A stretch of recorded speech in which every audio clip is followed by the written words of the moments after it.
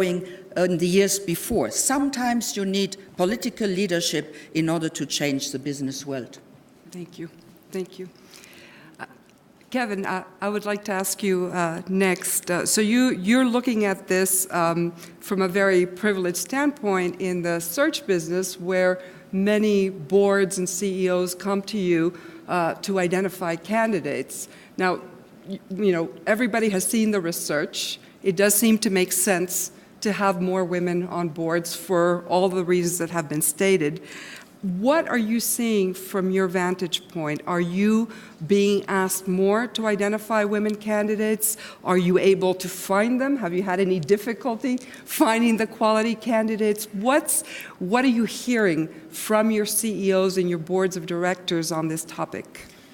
Sure. First of all, it's great to be on this very diverse panel. Secondly, there's a line that has resonated with me for the last 6 years, and that is, we hire people because they're different, and then we fire them because they're not the same. And so that's what we see when it comes to diversity overall. So we just did a survey, actually, and when we talk about gender diversity, it's not about adding 1 or 2 females to a board.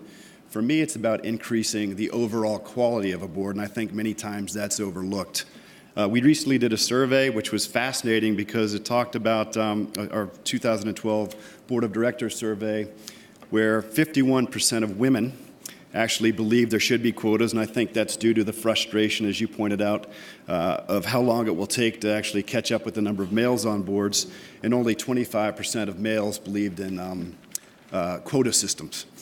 The remarkable thing for me is that, to the point that was made earlier, women viewed the male-dominated nominating and governance committees and relationships at the senior executive level as one reason they weren't getting promoted in organizations, whereas men, as you pointed out, said there's a lack of talent. And I'll give you a real-life story that happened yesterday, and I think this is the crux of the issue.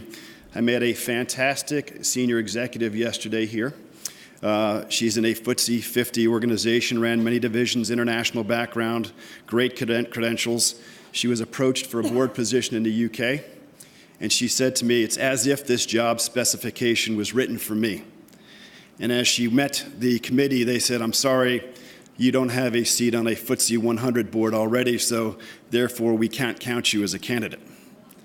And I found that, quite frankly, just appalling. And I think this is one of the issues that we're running into when we look for board candidates across the globe. But if you think about it, out of the Fortune 500, roughly 300, out of the 5,500 board seats of the Fortune 500, only 300 turn over a year. And out of those 300, 20% of females are placed in these positions, which even if we waved a magic wand and said, okay, let's increase that number to 50% or 70%, it only moves the dial by 2.5%. So again, it would take a long time to get this in place. So what I'm saying is that overall, there's a lot of debate on whether it's governments, whether it's the organizations, whether it's individuals that are responsible for creating more opportunity to have gender diversity on boards. I actually believe one of the best things we can do is adhere to term limits, because we're not seeing as much turnover on boards, and they don't have the accountability for pushing gender diversity on boards because, number one, they're not held accountable for talent management, for performance of themselves. They're held accountable for performance of the organization. So I think by having this focus more on the board of directors and their role in promoting gender diversity, we'll be able to move the dial at a much faster pace. So you're saying better governance will lead to greater diversity on boards, and we know it goes the other way around as well. More diversity leads to better governance. It's very interesting. Lubna, also very much a woman first in your role in Saudi Arabia. I want to ask you about the region a little bit more broadly, a place where the gender gap in terms of education is very much closed and closing depending on country, but where economic participation still has been quite low for women. It seems, though, that things have been changing fast. There's a lot of recent news from the region, so maybe you can give us an update as to what's going on.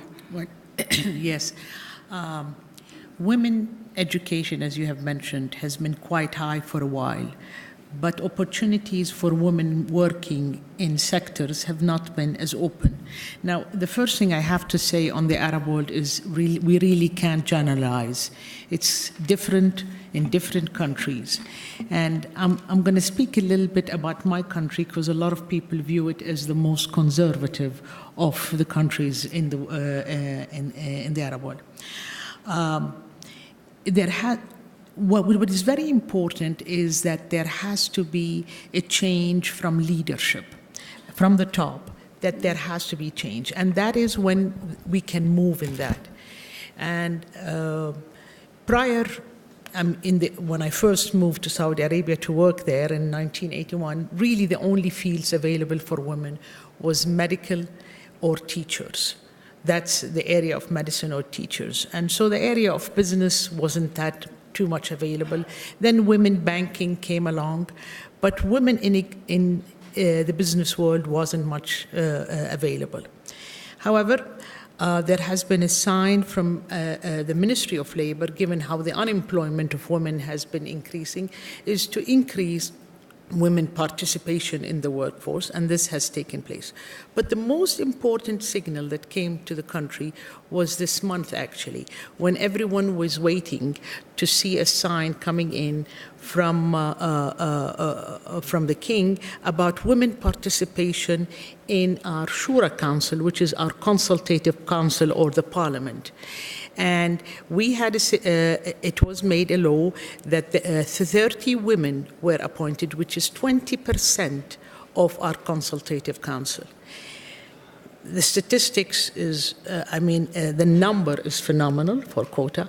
We are among the highest in the whole region in terms of parliament, and I actually checked it with the U.S. government, and that's equal to U.S. women participation in the U.S. government. So the signal is very much there. Now, the qualifications of women in there, because it's very important, and I totally agree, that it should not be lip service. We should put quality women in there. And if you read the qualifications of each of these women, and they were all printed, their CVs printed, were really phenomenal women in their areas. So that is a great signal. Now the challenge comes for us, the private sector, is the government led the trend, the government put it out there, we have to follow and we have to catch up fast. And for this, it was an interesting thing. I asked our team, our analyst team, and by the way, the head of our public equity in our group is a woman. And so I asked her, can you survey for me, because it wasn't available, number of women on boards of Arab companies and number of CEO publicly listed companies. And I thought the numbers were dismal, but then when I looked at the West, actually, as you all have said, it wasn't that much better. So there is a change. The only thing, and I love the idea of having a pipeline of it, and I think the idea of universities using that is a great idea as well. But that is something we have to work. And we have to get the CEO of the major Arab companies to be convinced of this idea and try to hire women, promote women, mentor women during that, because that is what we need. Until our education gets right, until we have the right qualification, we have to take whatever population of women and get them trained, but it can only happen is when there is focus in terms of CEOs and board and chairmanship. In our group, we have really given this recently a lot of effort and a lot of thinking has been going. And I am also not sure how I feel about quota, but we're putting a pressure on a lot of our operating companies now to reach, and it's part of the KPIs of the general managers, and part of their performance is to make sure that women are moving, women are assigned. And I have to say that is the way to go. We need the sponsorship from the top, and we need CEOs to believe in it. We need to change some mindset, because a lot of them play lip service. Yes, it's good, it's the right thing, that we all talk about it, but do they really believe in it? Are they truly committed? That is one of our challenges to see. Yeah, just to build a little bit on what you said, one of the great things about where we are now is how much research now exists to help us guide our next actions. And what you've mentioned that about CEO leadership and commitment comes up over and over again in the studies as a very critical factor in making sure this happens, as well as some of the private-public partnerships. And then it gets to the how on the ground. And I hope we'll have a chance to talk about that, because what the research is showing as well is that in many places the will is there, the motivation is there, but there are implementation gaps on how you do it, how you mentor, how you identify, how you decide what's qualified, that really need to be tackled to get to the next level. Cheryl, and that's a good segue to you. You have spoken a lot about the mid-career hurdles that women face and that account for the dwindling numbers at the top. And you've been very passionate in challenging women and inspiring them and encouraging them to lean in and to go with their ambition and to ask for it. And I'd love to hear your more recent thoughts on that, and as well as if you have also some things to say about what organizations can do to also help fill that ambition gap and to also work with these women who are leaning in to break those important barriers at the mid-level. Yeah. I think organizations play a critical role. Organizations need to address the institutional barriers we all know about, the overt discrimination, the non-overt discrimination, the lack of flexibility.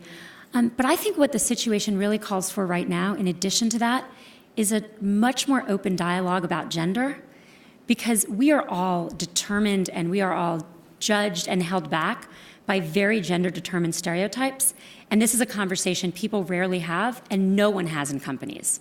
So the following is true. There were T-shirts printed for little boys and little girls. The ones for boys said smart like daddy. The ones for girls said pretty like mommy. I wish I could say that was 1951, but that was last year in the United States. Now, why does that matter for companies? It matters a great deal, because what the research shows us more than anything else is that the main difference between men and women in the workplace is that success and likability are positively correlated for men and negatively correlated for women, which means that as a woman becomes more successful, she is less liked, very importantly, by women and men. And as a man becomes more successful, he is more liked. And that starts with those T-shirts, which were printed for one-year-olds. So how does this transform in companies? I've watched this 1,000 times. You go around and everyone's talking about the team. They go to each person on the team and they say what their strengths and weaknesses are. They go to the man, they say the strengths and weaknesses. They go to the woman, the next man, they say the strengths and weaknesses. If it's a senior team, they get to the one or two women and they say the same thing. She's really good at her job. She's just not as well liked by her peers. Or, I think she's doing a good job, but she's a little aggressive. And they say that with no understanding that this is the penalty women face based on gender-specific stereotypes. And so what I think is that if we actually need to talk about that at the